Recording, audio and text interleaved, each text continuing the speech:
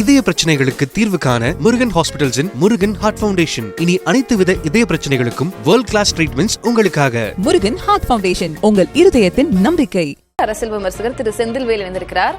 Sir, இணைப்புல ஒரு சின்ன பிரச்சனை இருந்தது, இப்போ சரியாக்கி இருக்கும் அப்படின்னு நம்புறேன். திரு செங்கோட்டையன் அவர்கள் எப்படியும் தாவேக்கு செல்வார் அப்படின்னு முன்னாடியே நீங்க பதிவு பண்ணியிருந்ததா சொல்லியிருந்தீங்க. இது ஏறத்தாழ திமுக வெர்சஸ் தாவேக்கா அப்படின்ற கிரவுண்டை செட் பண்றதுக்கான ஒரு வாய்ப்பா இதெல்லாம் அமையாதா? அதிமுகவில் ஒரு ஃபிராக்ஷன் தாவேக்காவோட போறாங்க. அப்ப இதெல்லாம் வச்சு பார்க்கும்போது எப்படி நீங்க என்ன கணிக்கிறீங்க? இல்லைங்க, நான் இணைப்பு இணைப்பு தொழில்நுட்ப சிக்கல் இருந்துச்சு. நான் வெளியூர்ல இருந்து பேசுறதுனால துண்டிக்கப்பட்டுச்சு. நீங்க சொன்னது சரிதான். நான் ஏற்கனவே அதுதான் சொன்னேன். இது 2 மாதங்களுக்கு முன்பாக நான் சொன்னது. இது அமித்ஷாவுடைய மாஸ்டர் பிளான்ல ஒன்று. அவர் தாவேக்காவை நோக்கி நகர்வார் அப்படின்னு சொன்னது. அதுல 2 ரீசன்ங்க. ஒன்று, பாஜகவினுடைய திட்டம் அப்படிங்கிறது இங்கே அஇஅதிமுகவை பலவீனப்படுத்த வேண்டும். அதிமுக பலவீனப்பட்டா தான் அந்த இடத்துல பாஜக தன்னை வளர்த்துக் கொள்ள இயலும். ஒன்று.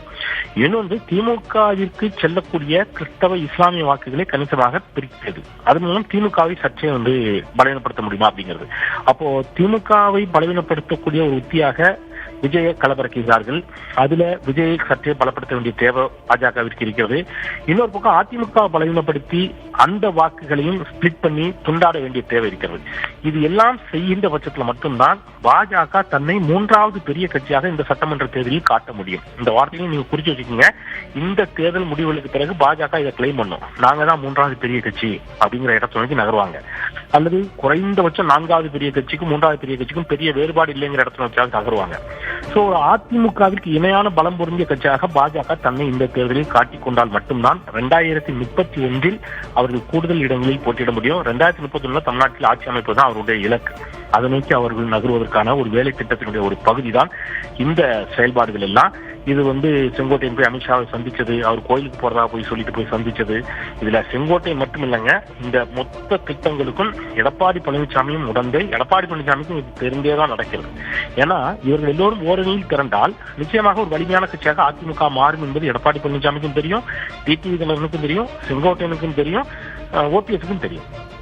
ஆனால் நீங்க ஒண்ணு சேரக்கூடாது என்று சொல்லக்கூடிய அமித்ஷாவின் திட்டத்தின்படி இவர்கள் எல்லோரும் தங்கள் தங்கள் பாத்திரத்தில் மிகச் சிறப்பாக நடித்து உள்ளபடியே அப்பாவி அஇஅதிமுக தொண்டர்களை ஏமாற்றி கொண்டிருக்கிறார்கள். களம் இது அதிமுகவா இந்த திட்டம் பலவீனப்படுத்தும் அப்படின்னு தெரிஞ்சுமா எடப்பாடி பழனிசாமிக்கு இது தெரிஞ்சுதான் அவர் இதுக்கு உடன்படுகிறார்னு சொல்றீங்க?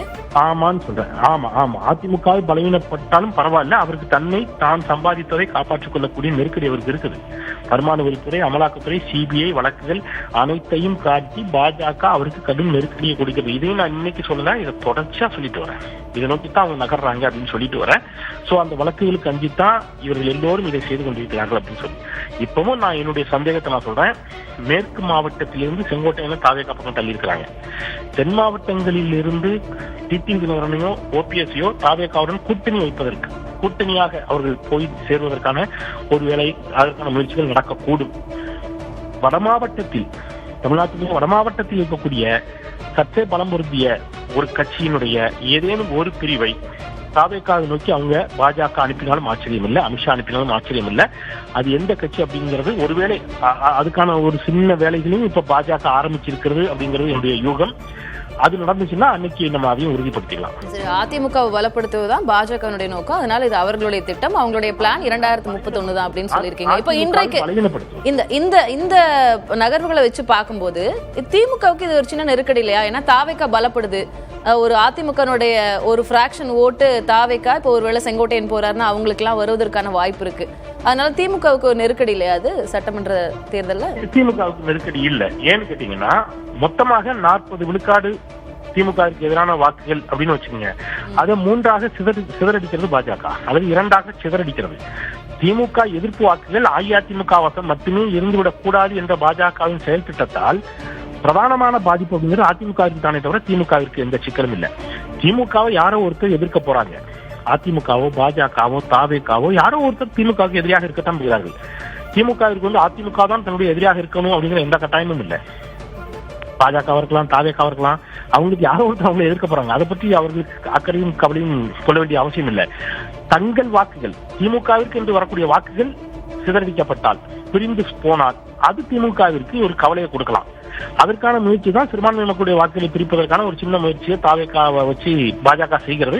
ஆனால் தமிழ்நாட்டில் இருக்கக்கூடிய சிறுபான்மை மக்கள் அதிலும் தெளிவானவர்கள். பாஜகவின் நோக்கம் மிகப்பெரிய அளவில் வெற்றி பெறாது. ரொம்ப கவனமா சொல்றேன், மிகப்பெரிய அளவில் ஒரு மிகச்சிறிய அளவில் ஒரு வாக்கு சேதாரத்தை அவர்களால் ஏற்படுத்த முடியும். ஆனால் அந்த மிகச்சிறிய அளவிலான வாக்கு சேதாரம் என்பது திமுகவிற்கு பெரிய பாரிய பாதிப்புகள் எதையும் நிச்சயமாக கொடுத்து விடாது. வாக்குகள் சிதறடிக்கப்படுவதன் மூலமாக, திமுகவிற்கு எதிரான வாக்குகள் சிதறடிக்கப்படுவதன் மூலமாக திமுகவிற்கு ஆதாயம் தானே தவிர எந்த நட்டமும் தேர்தல் அரசியலில் இருக்காது அப்படிங்கிறது தான் என்னுடைய யூகம். நன்றி திரு செந்தில்வேல், உங்களுடைய கருத்து பகிர்விற்கு. இதய பிரச்சனைகளுக்கு தீர்வு காண முருகன் ஹாஸ்பிட்டல்ஸின் முருகன் ஹார்ட் ஃபவுண்டேஷன். இனி அனைத்து வித இதய பிரச்சனைகளுக்கும் வேர்ல்ட் கிளாஸ் ட்ரீட்மெண்ட்ஸ் உங்களுக்காக. முருகன் ஹார்ட் ஃபவுண்டேஷன், உங்கள் இருதயத்தின் நம்பிக்கை.